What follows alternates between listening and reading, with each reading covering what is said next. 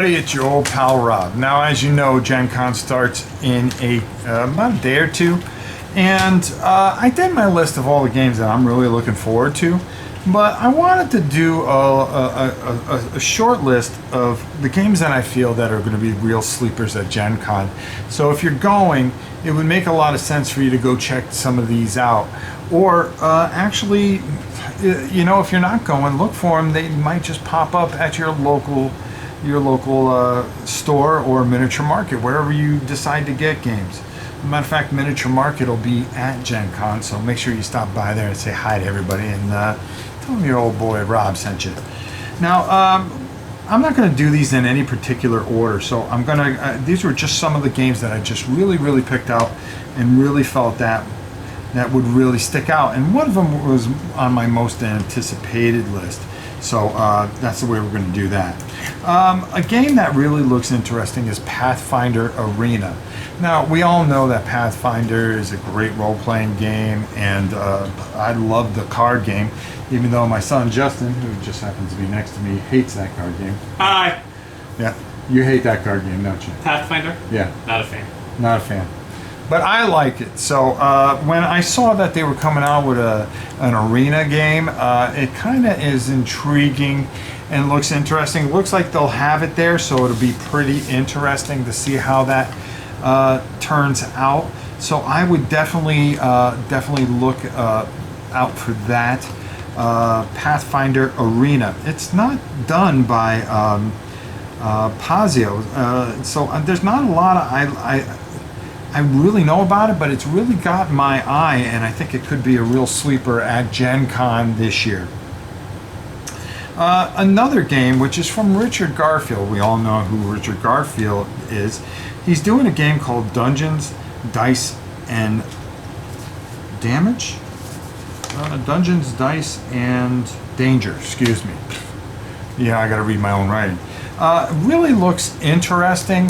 It's a dice chucking game, which I really like, and if it's from Richard Garfield, I got a feeling that it's going to be pretty good. We put the picture up here. The art looks really good, and I pretty much liked everything that he's done. But you know, this is just a very quiet game that's going to be at Gen Con, and I just think that there could be a lot going on to it. Another game that I really think could be a sleeper is Coras Quest. Now, everybody knows Dan Hughes and his daughter Cora. He's putting together a game. You've seen him on the Dice Tower. You've seen him on his own channel.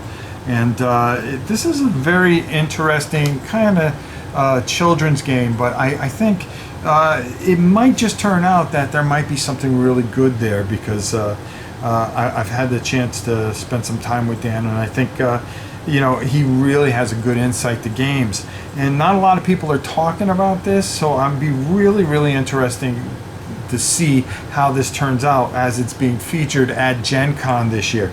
So Coras Quest could be a very interesting and fascinating game, and a hit out of Gen Con. Could really gain some traction out of there. Another game is Dice Hunters of Theron. Now, I've seen a lot from it, but there's not a lot of buzz on it. There's not a lot of buzz on the top, you know, the top 50 games for BGG.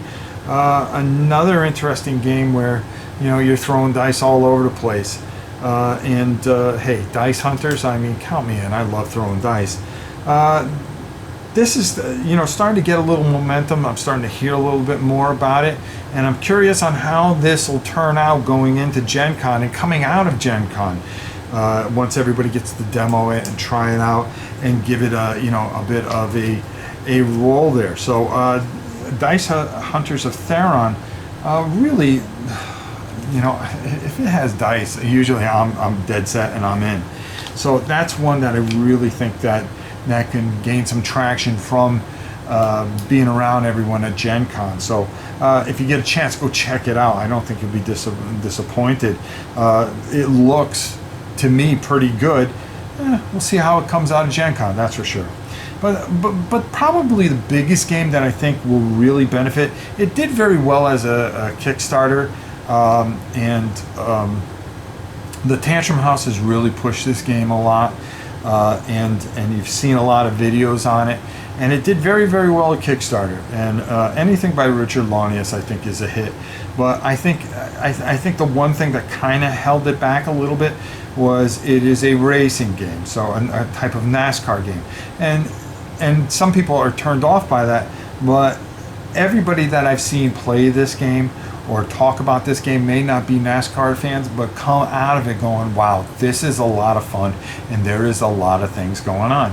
I talked to Herman Lutman not too long ago, and he had gotten it in, and he has just absolutely loved it. And then he pimped his out with all die-cast NASCAR cars. So, yeah, you know it's got some traction if Herman Lutman's messing around with it.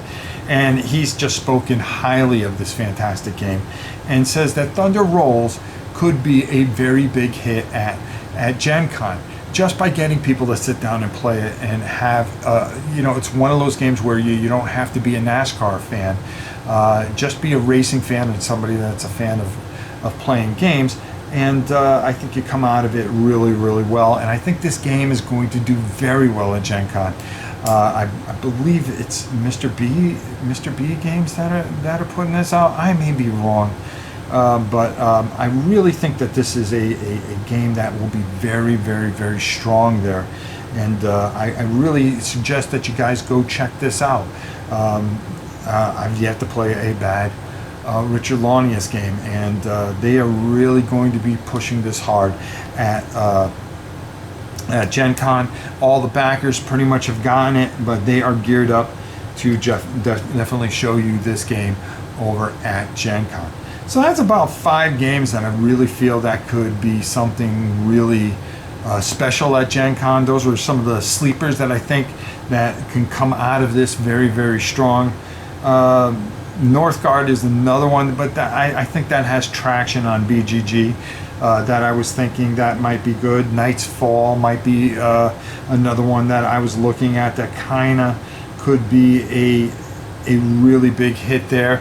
And I also think my good friend over at Everything Epic Games, who's doing the Librarians, which did very well, but I really think it could pick up a lot of momentum at Gencon. Make sure you stop by there and demo that game. It's really, really good. If you're not a fan of the show, I can tell you this much: it has a fantastic Indiana Jones type of feel to it, and I think you will go watch the show after playing the card game if you weren't a fan of it to begin with. So make sure that you check Librarians out as well. So that's about it. Those are the games that I really think could be big sleepers and come out very strong from Gencon. Hey, what do I know? It's just me giving my opinion. I would love to hear some of the things that you guys think that can come out of Gencon this year and really surprise and be a big hit. It's kind of funny how, people go in and go, oh boy, there's going to be some big games there, and then they turn out to flop. Well, this way we kind of look at some of the small sleepers that could be popping out that could really, really stand out and really challenge with some of the bigger games that will be coming out at Gencon. So there you go. I hope those of you that are going have a great time. Those of you that aren't going, keep an eye out on Miniature Market. They are going to be releasing a whole bunch of games that are going to be debuting within that spectrum of time, and hopefully you can get your copies as well as me, of course, so we can bring them here to you on Rob's Tabletop World. So until next time, we shall see you soon. Take it easy. This video is brought to you by Miniature Market. Thousands of board games, miniatures, and paints, discount prices at miniaturemarket.com.